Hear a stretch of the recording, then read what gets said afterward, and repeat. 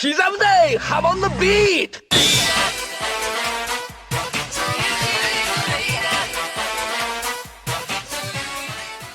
In just days, we will finally be seeing the beginning of Part 9 of the JoJo series titled the JOJOLands. It's been over a year since the end of Part 8, and information slowly started to come out about the future of the series over time. Now we're seeing a ton of new info as we near the release, so here's just one more short update before JoJoLands arrives. The first big announcement is the advertisements inside Japanese train stations. In Harajuku Station, we have this beautiful display inside a staircase of the 8 series protagonists and our new one. It also shows a colored version of the Ultra Jump preview from last month, and Polnareff on the bottom of the stairs. A full version of this new illustration was also released as a poster for bookstores, and will be featured on the cover of this month's Ultra Jump. I adore the look of this new protagonist, and it's refreshing to see an entirely new Araki design again after so long. One notable detail is that we can see the word November written on his outfit. I'm thinking this is probably a hint to the name of his stand, but we can't know for sure. The other big display came from Shibuya Station, with this giant mural featuring characters from all parts of JoJo. It ends with this image of various characters from Part 9. Other than the protagonist, we also have this girl, who I believe is the same character we saw on the boat in the Ultra Jump announcement.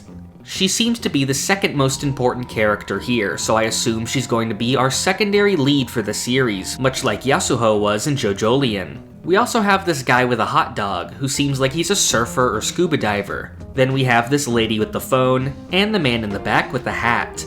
He seems to have some kind of face paint, but it gives me the vibes of a rock human or an equivalent exchange victim. There's also various other characters present.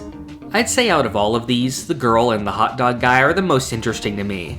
Yasuho was a fantastic character, and I think one of the best Araki has ever produced. Part 7's female lead would definitely be Lucy Steele, who is also one of my favorite Araki characters. So I'm excited for this newest one, who I have no doubts about being well done.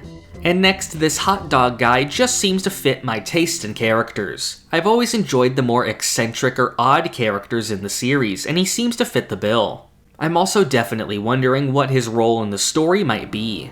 One thing that's very much of note is this police officer, who seems to be the same one we saw as a rough sketch in one of the previews.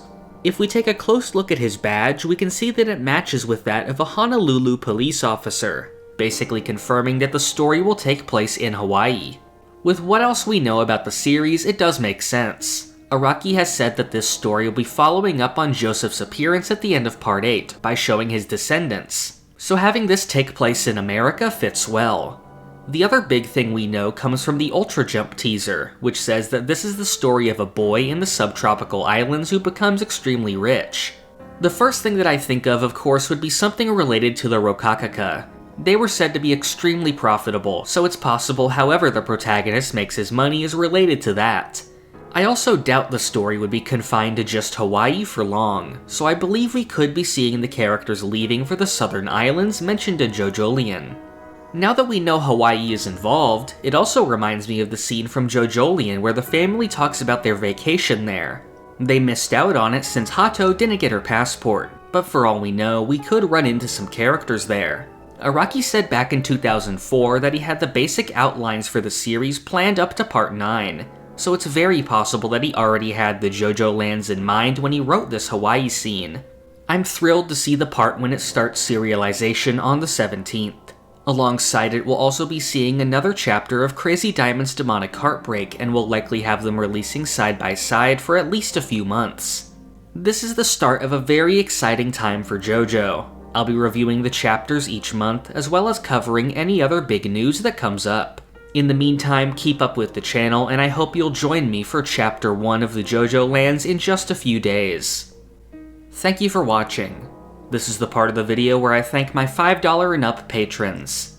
Thank you to Alex Ramirez, Doorbell, Ashton Joseph Miller, Crayon, Rigo Vids, Zucato, Sentai, Pumpkin Doge, Mero, Almighty Quarth, Oof, Cowrie, Halil, Gatlin Grove, Lime Jinjo, 17 Hit Combo, Phantom Kai, Sponge Cake, Cakext, Feliciano Rabaja, Rayana Meme, Christian McDonough, Navi, Reed Go Beyond JoJolian on AO3, and Emmanuel Etienne.